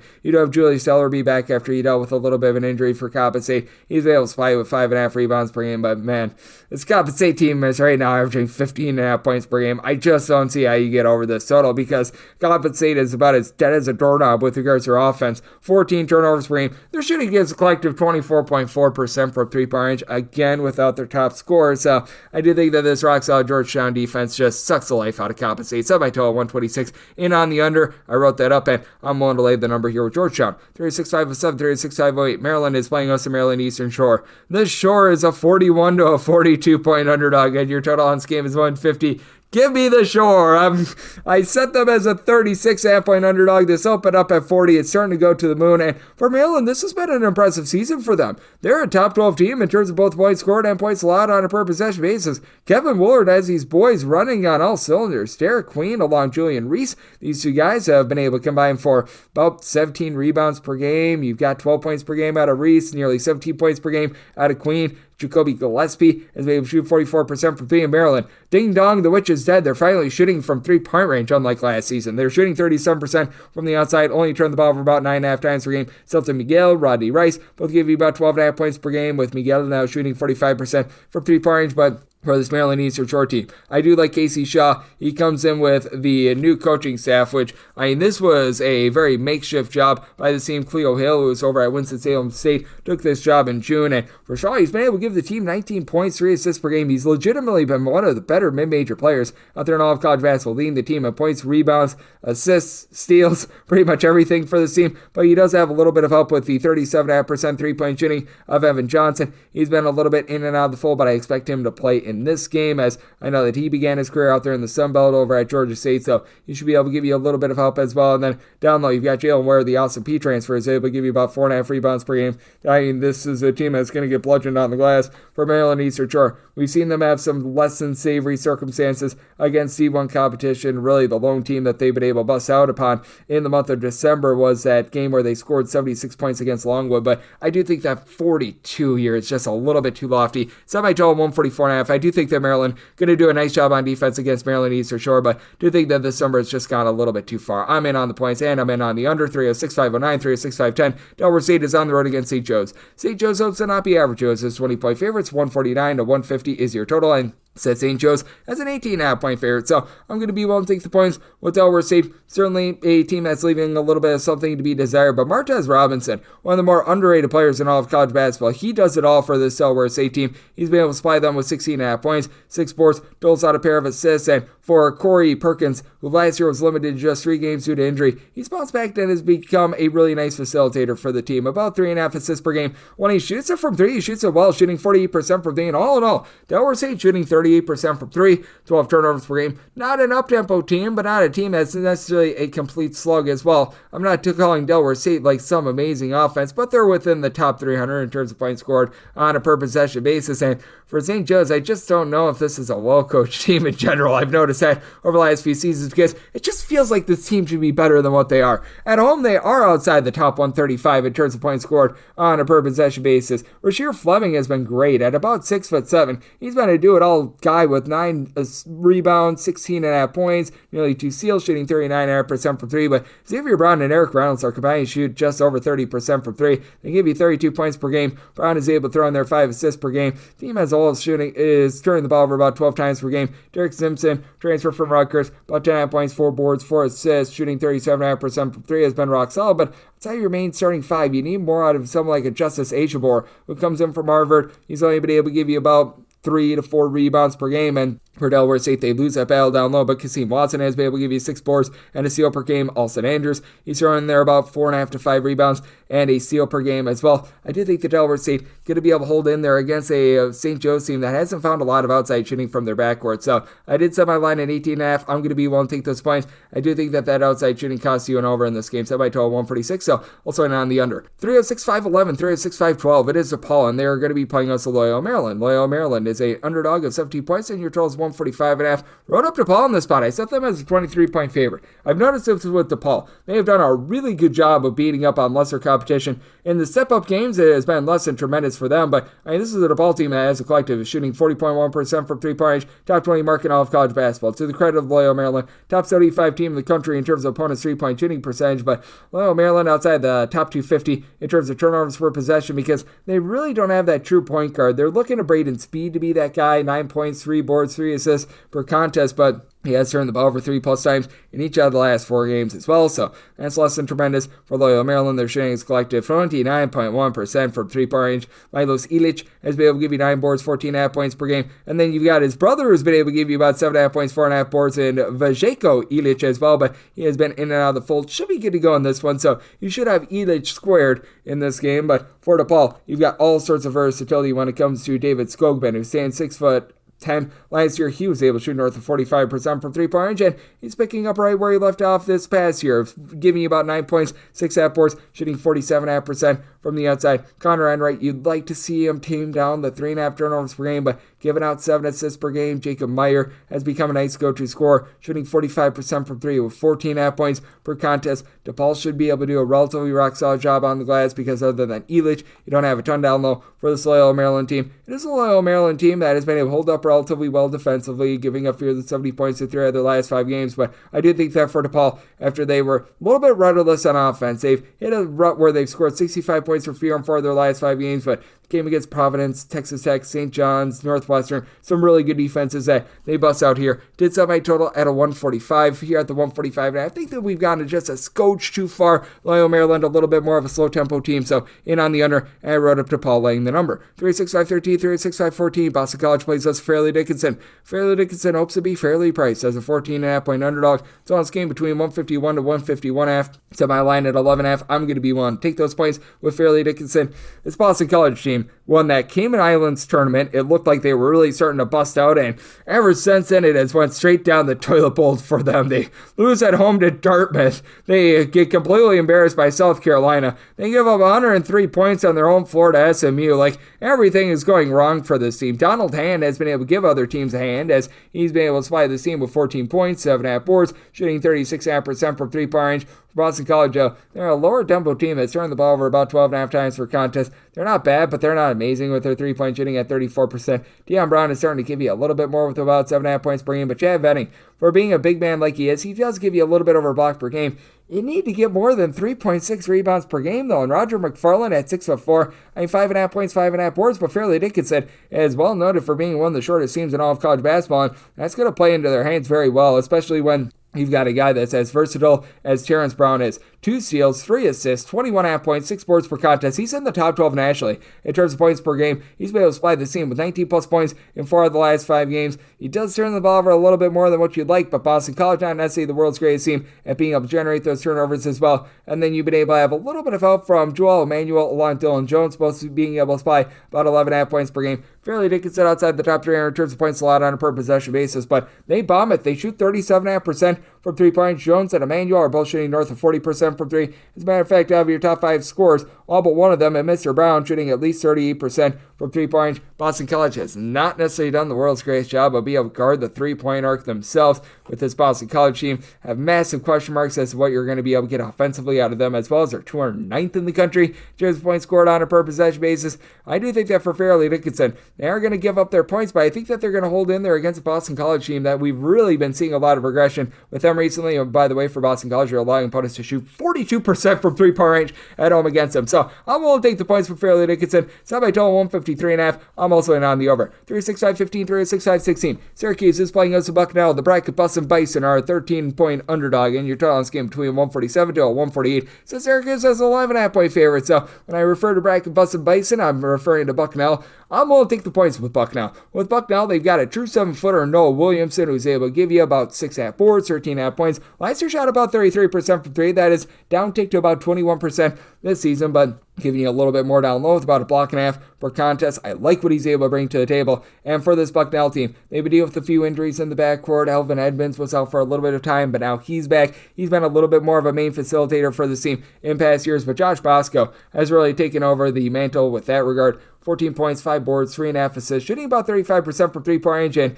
Ian Moda dialed up like a modem. 6'6". He's been able to shoot 43% from 3-point range. Now, he's been out of the fold for quite a while. Good chance that he's going to be back for this game. You've been able to get a little bit more as well with him being out in terms of the 9 points and a steal per contest out of Achille Spadone, who's been able to shoot about 33% from 3-point range. He has stepped up with 8+ points in 4 of the last 5 games ever since that injury as well. So that's been big. And for the Syracuse team, this has just not been a unit that's been able to play very good defense. Last year, they were one of the better teams in all of college basketball in terms of turnovers forced on a per possession basis. This year, they've been one of the lesser teams with that regard. Syracuse, certainly a team that loves to give up the arc as well. As for Syracuse, 169th in the country in terms of opponent's 3-point shooting percentage. And for Syracuse, right now, they're dealing with that injury to J.J. Starlin. That is their top scorer. And Chris Bell, last year, shot 40+% from 3-point range, supplied the team with 12 points per contest.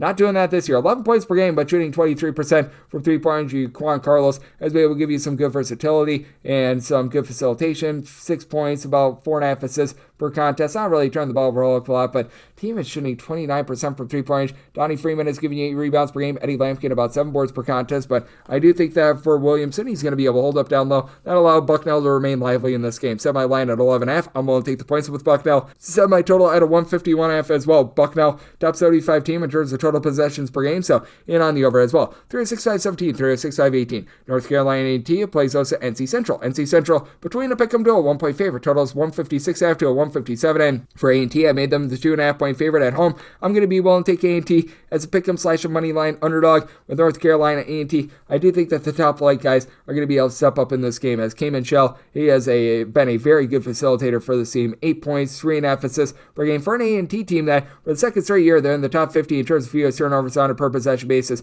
And then Landon Glasper, Ryan Forrest currently combined for 37 points and 8 rebounds per contest. Glasper is showing in there nearly 2 steals per contest. Not a team that necessarily gets off the world's greatest shots, but they don't waste their possessions, what I think is very big. And then down low, Nikolas Chedakoutis has been able to come in from Greece, give you about 9.5 points, 8 rebounds per contest. NC Central not going to have any sort of a response for that, as NC Central does not have a single guy in the roster, give you 5+ rebounds per game. And for NC Central, they've just been uncharacteristically bad with regards to their defense as well. Well outside the top 250 in terms of points allowed on a per possession basis. Now NC Central still doing a relatively good job of being able to guard the 3-point line. Po Boy King has been able to give you 16 points, 2 steals per contest. Kashawn Porter, he's throwing in there 11.5 points. And for Porter, he's shooting 43% from 3-point range, but for this NC Central team. It's just not been the same as it has been for past years. For North Carolina A&T, this is a team that they like to attack inside. NC Central, much of a better perimeter defense rather than a down-low defense, as it is an NC Central team that has not given up 70-plus points in 4 of their last 5 games, with a lone exception coming in against a non-D1 school. A&T has scored 68 points or fewer in 4 of their last 5 games, so it's a good old situation of something's got to give, and I do think that A&T finds a way to get the job done with their top-flight talent. So, did some online at 2.5. I like A&T as a pick'em/money line underdog. Semi-total 154.5 as well. I do think the things are going to be a little bit tamed with regards to defense, so in on the under as well. 306-519, 306-520. Hampton is playing us at Howard. Howard is a 3.5 point underdog, and your total on this game is 144.5. With Howard, I set them as a 2 point underdog, so going to be willing to take the 3.5. For Howard, they've been dealing with a few injuries thus far this season, but I still like what I'm seeing out of a lot of their top guys, as you've been able to get 16.5 points per game out of Marcus Dockery, and for old Dickory Doc, he's been able to shoot 46% from 3-point range down the clock. So that has been great, and that was a really bad pun. I apologize. I am here all week, but that's it with Bryce Harris. Him being out of the lineup for the past month has had Howard getting a little bit creative with some of their rotations, and Anwar Gill has stepped up as a nice versatile guy. Not a guy that's going to really pop it from 3, but 9.5 points, 4.5 boards, 3.5 assists, a little bit over a steal per game, just whatever the game calls for, he's able to supply. And then for this Hampton team, I've been very impressed by Noah Farrakhan. He was a really good scorer a few seasons ago, back when you had Imani Bates over at Eastern Michigan. He's been able to give the team 13.5 points, 2.5 assists per contest, and George Beal off the ball has been able to shoot about 38.5% from 3-point range. As a whole, it's a Hampton team that takes care of the ball relatively well. They only turn the ball over about 11 times per game. They generate some turnovers, and Kyrie Smallin down low has been able to give you about 7.5 or so rebounds per game as well, but their interior defense leaves a whole heck of a lot of something to be desired. Both of these teams with regards to their 3-point shooting defense as well. It's been a little bit suspect. Howard on the road, they're allowing opponents to shoot 35.5% from 3-point range. It's a Hampton team that they allow opponents overall to shoot about 35% from 3-point range. And this is going to be a game from Hampton, Virginia, so a true home game for Hampton, even though it's part of an HBCU showcase. But that said, I do think that Howard holds in there against a Hampton team that has really slowed themselves down. And for this Howard team, once again, about 14 turnovers per game, a lot of dead possessions, and Howard not playing as up tempo as they have in past years, about 180th in the country in terms of total possessions per game. Semi-total 144, so you're at the 144.5 and on the under. Won't take the points with Howard, set them as a 2-point underdog. 306-521, 306-522. McNeese plays host to New Orleans. New Orleans is a underdog of 23 to 23.5 points. So now this game between 144 to a 145.5. Set McNeese as a 23.5 point favorite. 23 is the absolute max I'm willing to lay, but I'm willing to lay it. You've got a New Orleans team that has been really giving it up on defense. Once again, outside the top 270 in terms of points allowed on a per possession basis. And McNeese is outside the top 100 in terms of points allowed on a per possession basis as well. So here at the 144, 145, I'm in on the over. Set by total 145.5. Sincere Parker has been coming in off the bench for McNeese, but he's been their top scorer. He's supplying the team with 16 points per contest. Not shooting it well from 3, but he does a good job being able to get to the cup. This is a McNeese team that they should see some positivity with their 3-point shooting overall as well. They're shooting about 30% from 3-point range, and what better way to get online with your 3-point shooting than facing off against a New Orleans team that, shock, surprise, they haven't been great at guarding the 3-point line. Outside of their home environment on the road, they're allowing opponents to shoot about 35.2% from 3-point range. Christian Schulmate has been able to give you about 5.5 boards per contest. Joel Charles has been able to give you about 6.5 rebounds per game. They should be able to dominate New Orleans down low. Does have James White, who's been a nice do-it-all player. 7.5 boards and 19 points per game, shooting 39% from 3. But New Orleans as a whole, despite the fact that he and Josh Short is giving you 11.5 points, shooting 36.5% from 3. As a whole, they shoot 30.2% from 3. They turn the ball over 13 times per game, and though the McNeese defense has not been what it has been in the past, still a top 40 team in terms of turnovers forced on a per possession basis, and now they're really starting to step up with their defense as well, as this has been a unit that has now allowed fewer than 70 points in all but one out of their last 8 games. That dates back to their game against Alabama, so they've been able to tighten up with that regard. It is a New Orleans team that is just getting pummeled time and time again with regards to their defense. They had one triumph where they gave up just 73 points against Nichols, but I believe that is the only game this year which they have given up 73 points or fewer, so yeah, it's been rough for them to say the least. I do think that McNeese can have a flamethrower of a performance on offense. I'm willing to lay up to 23 with McNeese. Semi-total 145.5, also in on the over. 306-523, 306-524. Richmond, the Itsy Bitsy Spiders, plays also Florida Gulf Coast. Dog City is a 2.5 point underdog. Total on this game between 137.5 to a 138. So Florida Gulf Coast as a 2.5 point underdog. Right now seeing a 3 out there. I'd be willing to take the 3 on Florida Gulf Coast for Dunk City, one of the slower teams that you're going to find in all of college basketball. And they are really not showing why they're called Dunk City. City because they've been dealing with an injury to their big man in Keshawn Kellman, but you've got a guy in Dalian Johnson. He's been playing for Pat Chambers ever since he was over at Penn State. He's been able to supply the team with 13.5 points, shooting 36% from three-point range, so he's been able to step up in the interim, and for Kellman, even though he's been in and out of the fold, should be back for this one. He played in their last game against a non-D1 team against Florida Institute of Technology. He had 9 rebounds in 27 minutes, so looks like he's all good to go there. And Jevin Munoz, he transferred from Delaware St. Good versatility. He had right around about 6'5", 6'6", give you about 9.5 points, 5 boards, 4 assists, so like what he brings to the table for a Richmond team that they always play relatively under control. They're not turning the ball over a whole heck of a lot once again this year, as they're only turning the ball over about 10.5 times per game, but they shoot 30% from three-point range. Last season, they had one of the better mid-major scorers in all of college basketball in Jordan King, and without him, the mantle just has not been passed down to these next guys. As Solani Hunt has been able to give you 18.5 points, but he shoots 25% from three, and your top 5 scorers,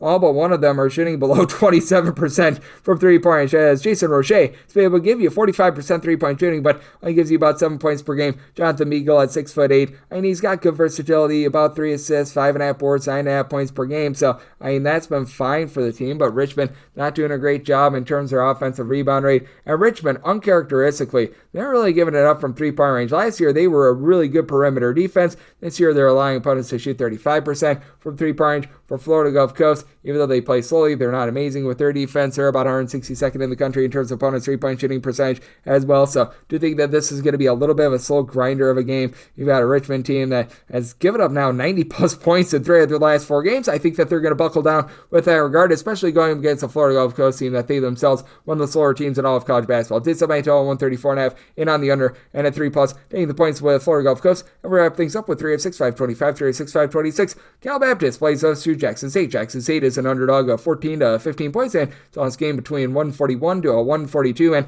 did somebody tell 146? I'm in on the over. For Jackson State, they've been dealing with the injury to Sean Ruffin. They got him back out there on the floor for 2 games, and now he's been out ever since then, and we have no idea when he's going to be coming back. So that's not great to say the least, but Cal Baptist has not been great against the spread as well. As for Cal Baptist, they've got one of the best scorers that you're going to find in all of college basketball. Dominique Daniels, top 10 scorer in the country, 22.2 points, 3.5 assists per contest for a Cal Baptist team that takes care of the ball. They're only turning the ball over about 10 times per contest, but they also shoot just 31% from three-point range. Do think that that should go northward on Jackson State. Jackson State has been really giving it up from three-point range, well outside the top 300 in terms of points allowed on a per possession basis. They're allowing opponents to shoot 39.9% from three-point range, and I don't know how they're going to handle Kendall Coleman down low. 12.5 points, 8.5 boards. He's shooting 47% from three-point range at 6'8", but this is very much a top-heavy team, as Martell Williams has been in and out of the lineup for Cal Baptist, just returned in their last game against Fresno State. As a matter of fact, each of his last 2 games have come against Fresno State. Javante Johnson, who comes in from Colorado State, 7 points per contest, shooting it relatively well from three-point range, but for Cal Baptist, they've really been speeding themselves up a little bit more, but they rank 52nd in terms of three-point shooting percentage. They're allowing opponents to shoot 39.2% from three-point range. I recognize that Jackson State is not the Mona Lisa Vito of three-point shooting or anything like that at 28.5%, but you've got a guy in Jamie Mitchell who shoots 34.5% from the outside, 12.5 points, 5 rebounds per game. Romeo Mansell down low. He's been a rock-solid rim protector. He's been able to give the team 7.5 boards, a steal per contest, just under a block per game as well. And you've been able to get a little bit more in the backcourt as well out of Dorian McMillan. McMillan has come in as a freshman. He's been able to give this team right around about 9 points per contest and has been able to surge a little bit more lately, as he's been able to give the team a combined 29 points in the last 3 games. So, like what I'm seeing there, do think that Jackson State finds a way to hold in there. They're okay at being able to generate turnovers. So, circumstance where I set my line at 14, being able to get north of 14, going to be willing to take those points with Jackson State. Both of these teams really giving it up from three-point range, so I'm also in on the over, and that'll wrap things up for the Saturday edition of Coast to Coast Hoops, now part of the VSiN Family Podcast. Big thanks to Rocco Miller, Bracketeer.org, for joining me in the last segment. If you do like hearing from this fine podcast, Coast to Coast Hoops, you're able to subscribe wherever you get podcasts, Apple Podcasts, Google Play, Spotify, Stitcher, and TuneIn.